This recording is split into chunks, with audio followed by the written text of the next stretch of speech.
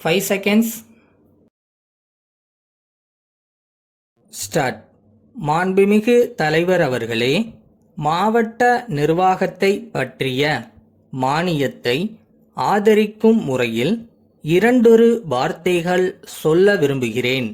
கிராம மக்களுக்கு நல்ல வசதியையும் சௌகரியத்தையும் செய்து கொடுக்க வேண்டுமென்ற கடமையுணர்ச்சியோடு மாவட்ட நிர்வாகம் நன்கு செயல்பட வேண்டியது மிகவும் அவசியமாகும். நாம் சுதந்திரம் பெற்ற பின் ஆங்கிலேயர்கள் தமக்கு பின்னே விட்டுப்போன அதிகார வர்க்கம் பழைய மனப்பான்மையை விட்டுவிட்டு மக்களுக்கு சேவை செய்வதே தம்முடைய முக்கியமான நோக்கம் என்று கருதி வேலை செய்ய துவக்கியிருக்கிறது. எனினும் சில குறைகள் இருந்து கொண்டுதான் வருகின்றன என்பதை தெரிவித்துக் கொள்கிறேன். மாவட்ட ஆட்சித் தலைவர் முதலிய அதிகாரிகள் பொறுப்பு உணர்ச்சியோடு நிர்வாகத்தை நடத்தி வருகிறார்கள். ஆனால் அதற்கு உதவியாக இருக்கிற மற்ற அலுவலர்கள் மக்களுக்கு பணி செய்யக்கூடிய மனப்பான்மையோடு இல்லை. இதை நல்ல முறையில் சீர்திருத்த அரசு எல்லாவிதமான நடவடிக்கைகளையும் எடுத்து வருவதை நான் பாராட்டுகிறேன். இப்போது உணவு நெருக்கடி அதிகமாக இருக்கிறது. தானிய விலைகள் ஏறிக்கொண்டிருக்கின்றன.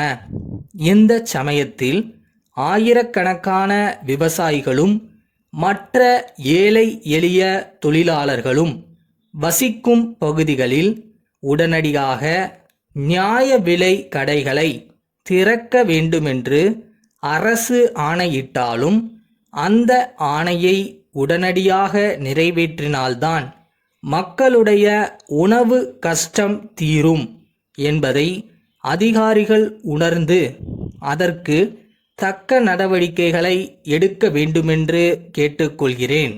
மேலும் சிவப்பு நாடா முறை இன்னும் நிலவி வருவதை ஒழிக்க வேண்டும்.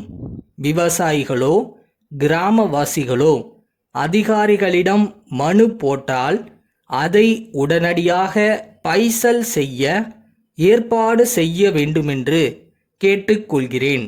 அடுத்தபடியாக நம்முடைய அரசு லட்சக்கணக்கான பண உதவி ஏழை விவசாயிகளுக்கும் பிற்பட்ட வகுப்பினருக்கும் அளித்து வருகிறது. ஆனால் அதை அப்படியே நேரடியாக விவசாயிகள் பெற முடியாத நிலை இருக்கிறது.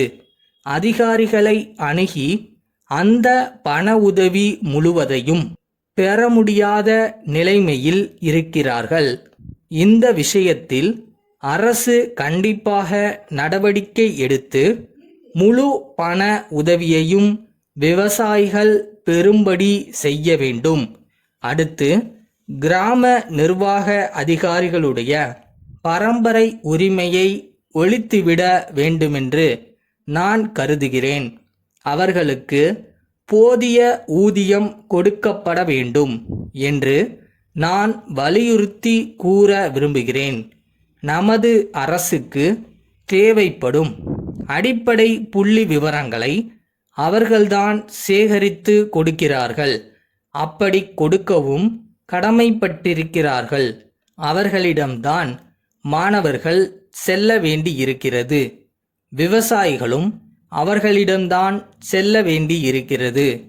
அப்போது எல்லாம் அவர்கள் தங்கள் பொறுப்பை உணர்ந்து உடனடியாக தங்கள் பணியை புரியும்படி செய்ய வேண்டும். தங்கள் ஊதியம் மிகவும் குறைவாக இருக்கிறது என்ற உணர்ச்சியை மட்டும் வைத்துக்கொண்டு அவர்கள் தங்கள் கடமைகளை சரிவர செய்யாமல் இருக்கும்படி விடக்கூடாது. அவ்வாறு அவர்கள் இருப்பது வருந்தத்தக்கது. கமுதி வாசன் கூட்டமைப்பிலிருந்து கமுதி திரு சுந்தரமூர்த்திக்கு எழுதும் கடிதம். அன்புடையீர், தாங்கள் எங்களுடைய நீண்ட கால வாடிக்கையாளர்.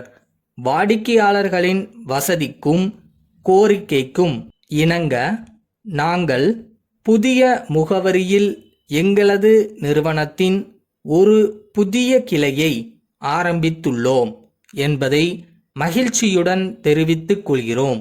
இங்கே தங்களுக்கு தேவையான எல்லாவித பித்தளை பாத்திரங்களும் எவர் சில்வர் பாத்திரங்களும் தட்டுமுட்டு சாமான்களும் கிடைக்கும். குறிப்பாக திருமண சுப காரியங்களுக்கு தேவைப்படும் அனைத்து சாமான்களும் தயாராக உள்ளன. பழைய பாத்திரங்களுக்கு பதிலாக புதிய பாத்திரங்களையும் பெற்றுக்கொள்ள வசதி செய்யப்பட்டுள்ளது. மேலும் புதிய பாத்திரங்கள் வாங்கும்போது விலை மதிப்பிற்கு ஏற்றவாறு குழந்தைகளுக்கான விளையாட்டுப் பொருள்களும் இலவசமாக வழங்கப்படும் என்பது மகிழ்ச்சியான செய்தியாய் இருக்கும். முதல் 3 மாதங்களுக்கு விலையில் 3 விழுக்காடு தள்ளுபடி செய்யப்படும் என்பதையும் தெரிவித்துக் கொள்கிறோம். தாங்கள் இந்த வாய்ப்பை லாபகரமான முறையில் பயன்படுத்திக் கொள்வீர்கள் என நம்புகிறோம். விரைவில் தங்களது வரவை ஆவலுடன் எதிர்பார்க்கிறோம். தங்கள் நம்பிக்கையுள்ள